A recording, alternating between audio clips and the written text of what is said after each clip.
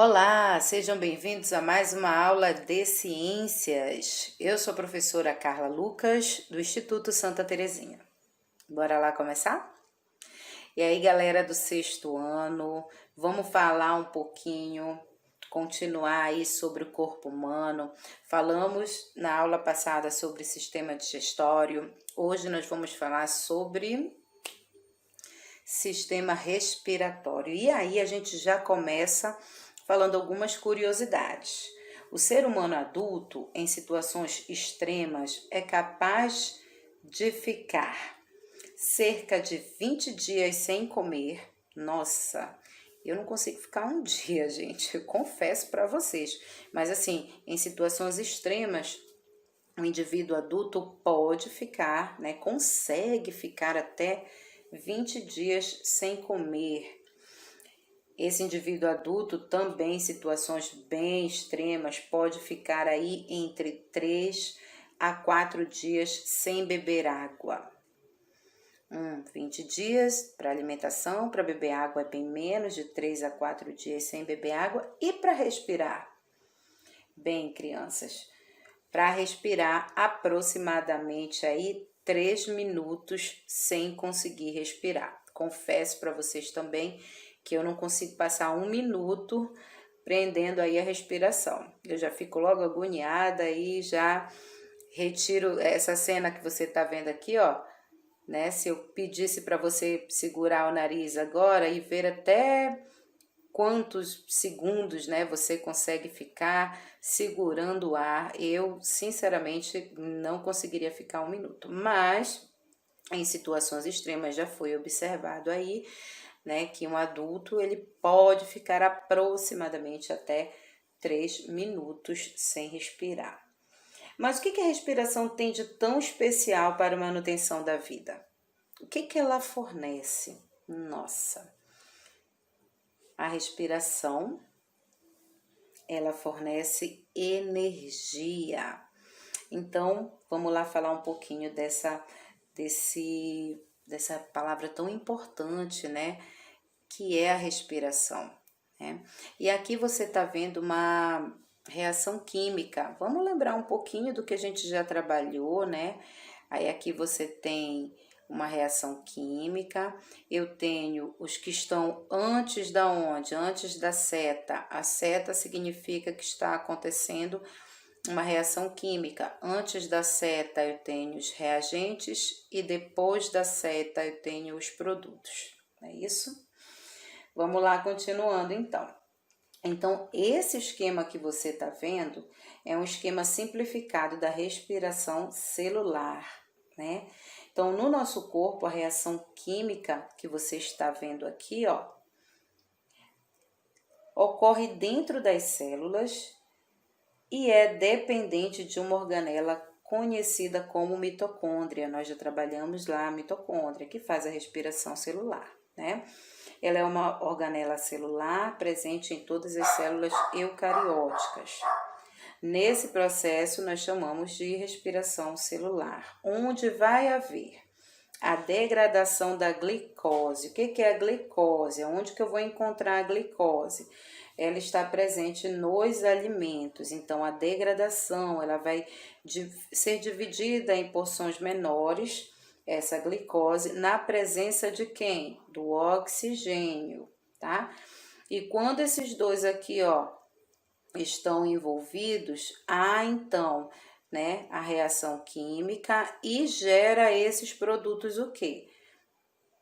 Quais são os produtos? A energia, que é utilizada pelo corpo, ela também vai liberar aí dióxido de carbono, que é o gás carbônico, e água. Ou seja, né, nós precisamos aí da respiração, né? Por quê? Porque é ela que vai liberar a energia que o nosso corpo precisa para fazer as atividades do dia a dia, para estudar, para brincar, né, para falar, todas as atividades do dia a dia, nós precisamos de energia.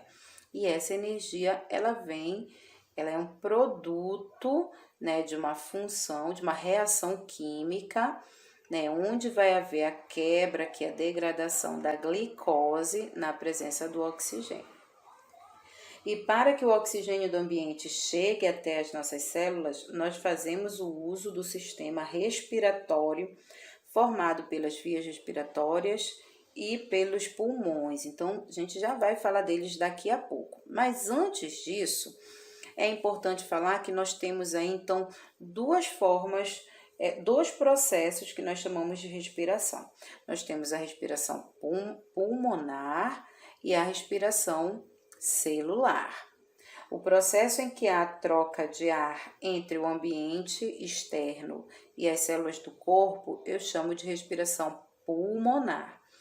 Já o que acontece dentro das células, a reação de energia, principalmente a partir da glicose, com o uso do oxigênio, ocorre dentro das células, é denominada de respiração celular, ok?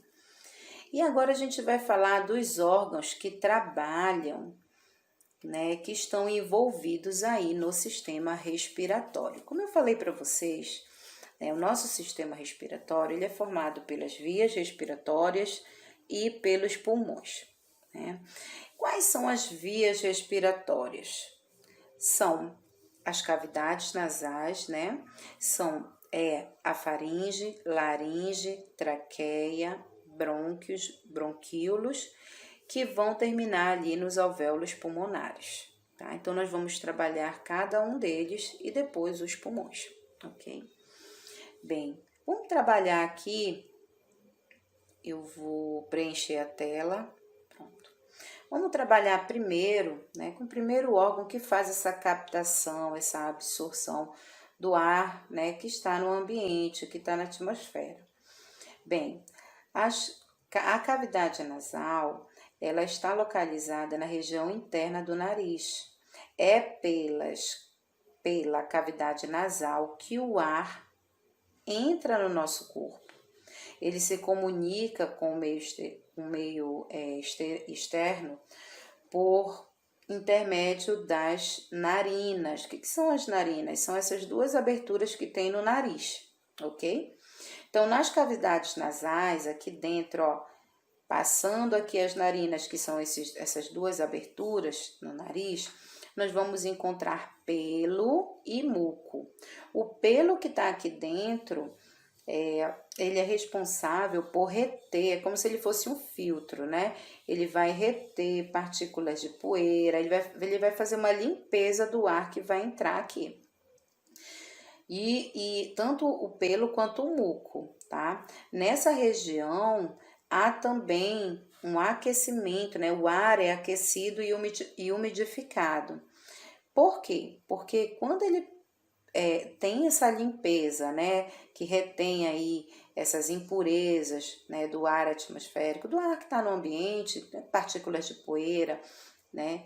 E ele também é umedecido, ele serve justamente a esse trabalho aqui, essa ação aqui nas cavidades nasais, justamente para facilitar a troca de gases entre os tecidos. Bem, o ar penetrando, então, ele vai passar pela faringe e pela laringe. A faringe é um órgão que nós já trabalhamos e que nós vimos lá no sistema digestório, né? Então, o que acontece? Ele serve de passagem, a faringe serve de passagem tanto para o ar quanto para os alimentos. Só que para o ar, esse ar ele vai ser transferido aqui para a laringe e no caso dos alimentos, ela vai fazer aqui o canal, ela vai fazer a ligação aqui com o esôfago, tá? Então, só lembrando um pouquinho da aula passada. Então, na faringe aqui, ela vai fazer com que haja esse transporte, esse caminho do ar até a laringe, né? Onde, bem aqui na laringe, nós vamos encontrar as pregas vocais.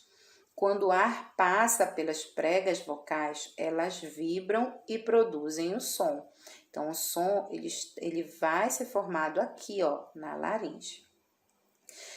Bem em cima da laringe, logo na entrada, está a epiglote. Lembra que a gente falou que é aquela membrana que impede que o alimento venha para cá. Então, quando a pessoa está se alimentando, a epiglote fecha essa entrada e o alimento passa direto aqui para o esôfago. Passa pela faringe e vai direto para o esôfago.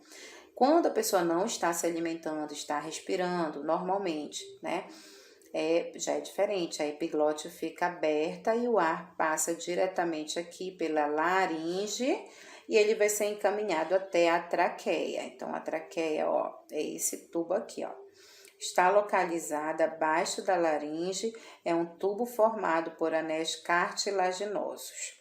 Internamente, é revestida por células produtoras de muco, que auxiliam na retenção de partículas de poeira e de micro-organismos que podem entrar com o ar respirado. Bem aqui, ó, nas paredes da traqueia há cílios e eles ficam se movimentando de um lado para o outro, né? Que ao se movimentar, eles vão conduzir o muco com as impurezas em direção à faringe. Aqui, ó. E aí, essas impurezas podem então ser eliminadas, ok? Nos fumantes, os movimentos dos cílios da traqueia, eles são reduzidos. Assim, para eliminar o muco carregado de impurezas, a maioria dos fumantes precisa tossir constantemente, tá? Então, na verdade, é mais um mecanismo aí que o nosso organismo apresenta, né, para que nós possamos ter uma função, uma função perfeita aí, né, dos órgãos do sistema respiratório. Logo após a traqueia, aqui, ó, né, o ar ele é conduzido então para os brônquios e para os bronquíolos. Os brônquios são ramificações da traqueia que vão penetrar nos pulmões, tá? Então, a gente começa aqui falando deles e depois fala dos pulmões, mas os pulmões já aparecem aqui. Então, a ramificação aqui da traqueia, ó, tanto para o lado direito quanto para o lado esquerdo, nós vamos ter aqui as ramificações que vão formar os brônquios, que vão penetrar nos pulmões. E depois, esses brônquios, eles vão se ramificando em tubos bem menores, esses aqui, ó, que nós chamamos de bronquíolos, que vão se espalhar por todo o pulmão. Então, eu tenho os brônquios, que são essas ramificações que vão entrar no pulmão, e quanto mais eles estão adentrando o pulmão, menores e mais finos eles vão ficando. E aí eles mudam de nome, já não são mais chamados de nomes de brônquios, são chamados de bronquíolos, tá? O conjunto de ramificações brônquicas se parece com uma árvore. Olhe bem, se você não conseguir, pode dar um zoom, né, depois no vídeo ou no seu próprio livro que tem a mesma figura. Aqui, ó, parece uma árvore e ela é chamada justamente de árvore respiratória.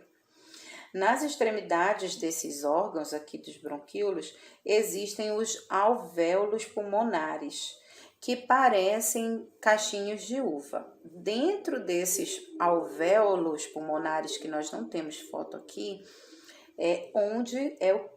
na verdade, onde vai acontecer as trocas gasosas ou a hematose, né? Hematose e troca gasosa é o mesmo nome, ok? Então, vamos lá. Veio pela traqueia, entrou aqui, ó, a traqueia se ramifica para entrar nos pulmões. Então, essa ramificação aqui nós chamamos de brônquios. Esses brônquios, eles vão se ramificando mais ainda, mais finos, que nós chamamos de bronquíolos.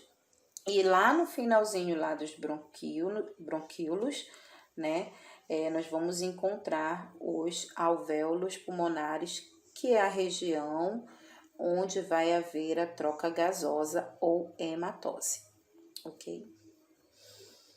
Bem, e os pulmões, né? Tá aqui, os pulmões são dois órgãos esponjosos que se situam dentro da caixa torácica, né? O pulmão direito, esse aqui que eu tô apontando, ele tem 3 partes, nós chamamos de 3 lobos, tá? Não é lobos, lobos. né? Então, tem 3 partes aqui. Já o pulmão esquerdo só tem 2, tá?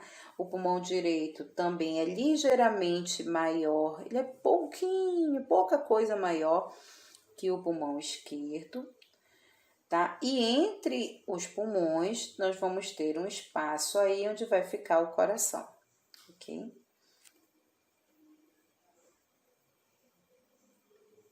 Bem, aqui é só uma imagem é um pouco mais detalhada, né? Na verdade, é a mesma imagem para mostrar um pouquinho mais do pulmão e dos órgãos que estão ali trabalhando, tá? Junto com ele.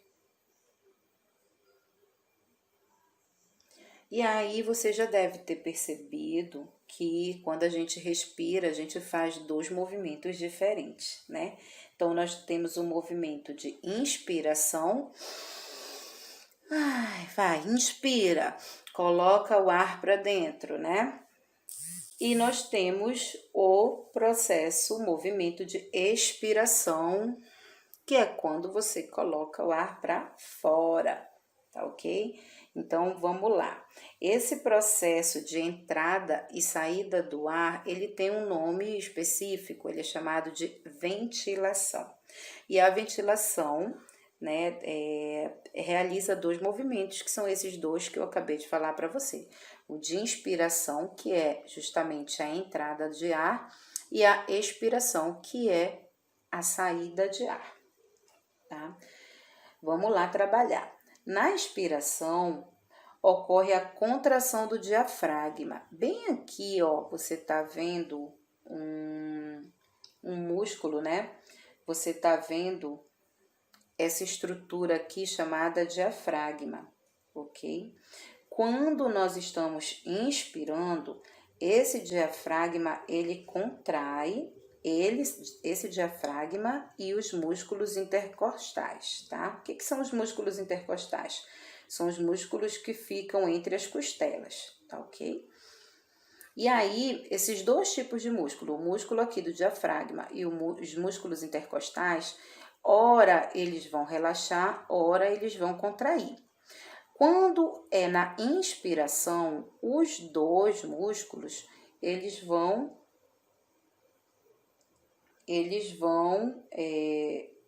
trabalhar juntos. Então, vamos lá. O que acontece na inspiração?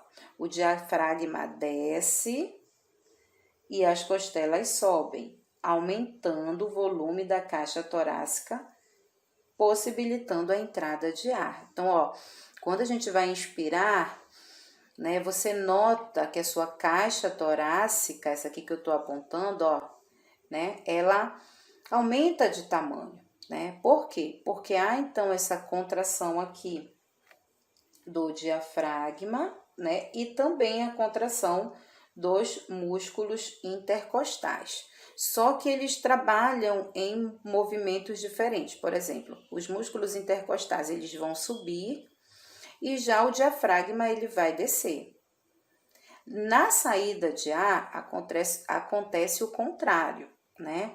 Então, o que acontece? Os 2 músculos, eles vão relaxar, porém, os músculos intercostais, eles vão descer e já o diafragma, ele vai, ó, subir, ele move-se para cima, né? Então, um vai mover para baixo, que é o caso dos músculos intercostais, e já o diafragma vai se mover para cima.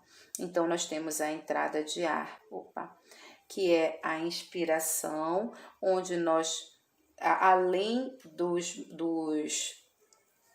órgãos que nós falamos ainda agora, que são as cavidades, as vias respiratórias e os pulmões, trabalhando aí nessa absorção do oxigênio, dos gases, né, da atmosfera, no caso o oxigênio, né, há também outros movimentos de outros órgãos, né, no caso aqui dos músculos. Então, temos 2 movimentos, o movimento de inspiração e o movimento de expiração. Lembrando que todas as vezes em que nós vamos expirar, o que é expirar? É colocar, saída do ar, né? Colocar o ar para fora. A concentração de gás carbônico é maior do que o do gás oxigênio, tá? Só que isso a gente vai falar um pouquinho mais no 7º ano que vem a gente vai estar trabalhando melhor aí essas trocas gasosas, ok? Vamos lá. Bem, e para a gente fechar com chave de ouro, nós temos o exercício do livro didático na página 39 e do livro de atividades na página 21 e 22. Muito obrigada pela atenção e até a próxima aula. Tchau, tenha uma semana abençoada, galera. Valeu, brigadão. Tchau.